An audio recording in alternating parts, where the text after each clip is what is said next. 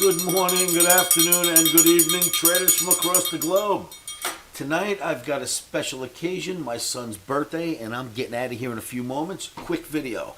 This video is for trading on Thursday, March 31st, 2022. This is a very risky game. Put your stops in, never trade without them. Why? On Wednesday, Tuesday night for Wednesday, we had a buy OMNI and it was wrong.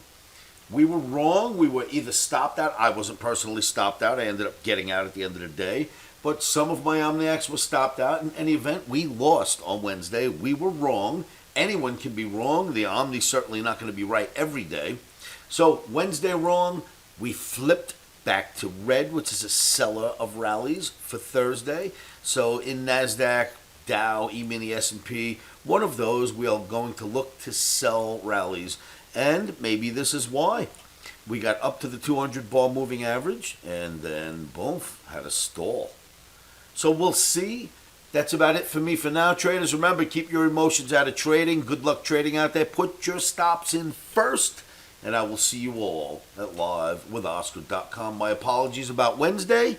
Head down, nose to the grindstone. On to the next trade for Thursday.